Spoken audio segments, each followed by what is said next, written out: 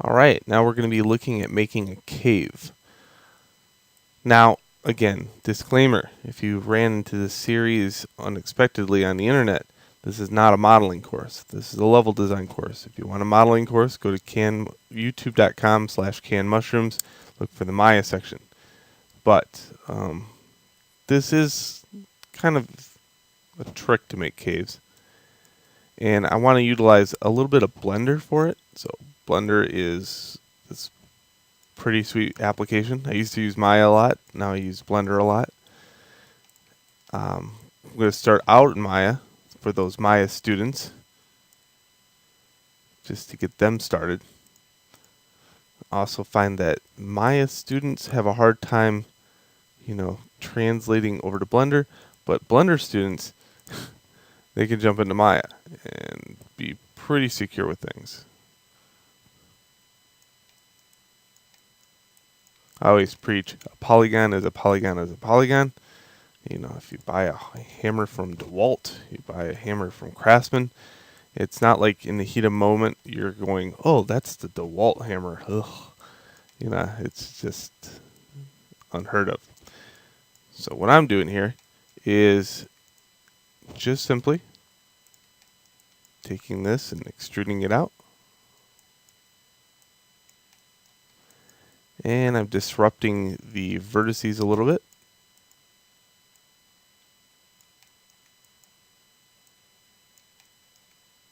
But not the end ones. The end ones I'm leaving alone.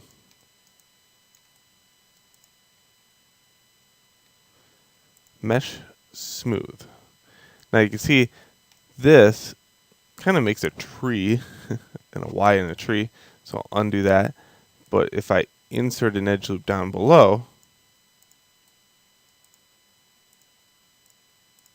start of a cave, kinda. Alright, so let's play with Blender for a second. Let me show you how cool it really is. So export selection. I'll export this as an OBJ. Call it cave. Put cave 2 because that cave 1 right there, I don't want to overwrite that. That's my original cave, the cool variation. Okay. And there it is right there. Isn't it sweet? Right, complex cave. So I'm just going to go new and import my wavefront object. I'm going to go into cave 2. And there we go. Now it really doesn't matter what orientation it is because I'm just going to do a couple things to it. I modeled the original cave all in Blender though. This is just for those Maya students. Alright, what we're going to do is go to the wrench and go to multi-res. We're going to subdivide this up a little bit, just like that. Then we're going to go over to sculpt mode. I'm going to leave this alone. Go to texture, click. You'll see that there is this blackness. So if I go new, it'll make a textured variation. I won't go into editing this, but you can edit it. And then go to stroke and choose anchored. Alright, now what we can do is go like this. And that's going to disrupt the polygons. And you can don't try to get too close to the end. Just disrupt it a little bit.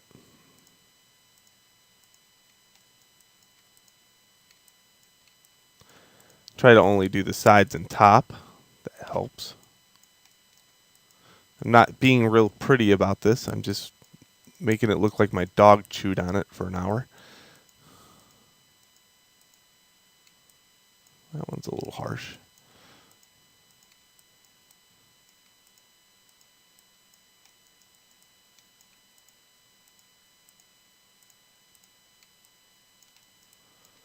Okay.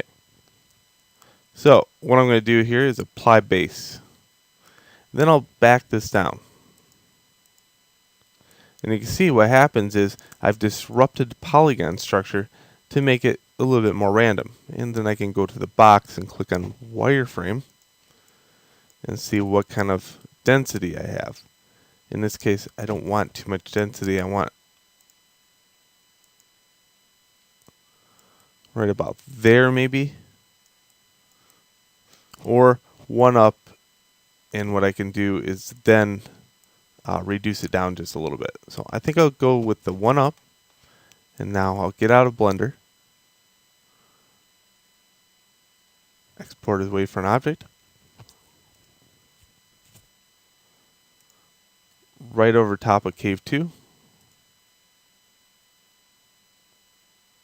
Whoa, that got really high. Hold on.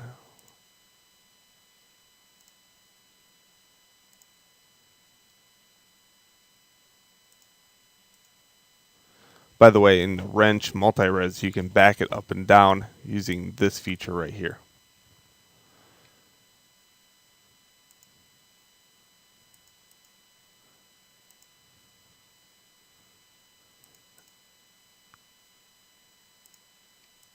Okay, so what we'll do is just take this to the side, import, and there we go. A little bit more random, and now I can take and delete some of these edges. What I do is double click, and I'm just deleting every other one.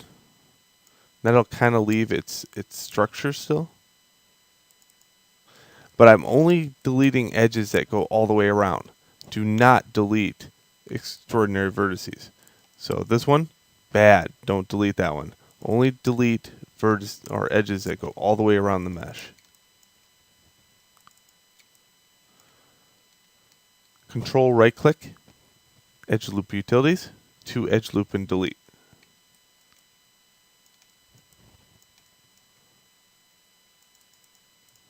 Same with the ones that run this way.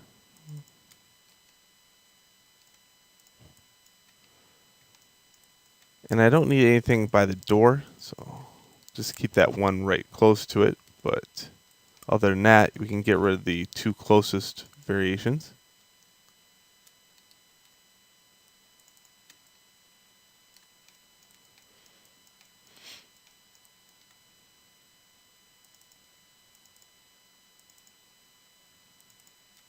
And this is what I do. I just polygon reduction down to its lowest form and still have maintained the shape of a cave.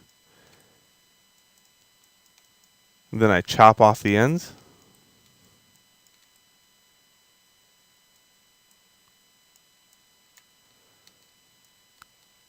Control left click to highlight, de-highlight stuff.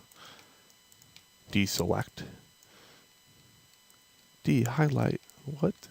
There we go. Cave. I wanted to keep these videos real short, so all I do now is have to soften it. And then when you're in it, it feels more cave-like. And that's what's important. Alright, now that we made a cave, let's look at collisions and how fun those are in the next video.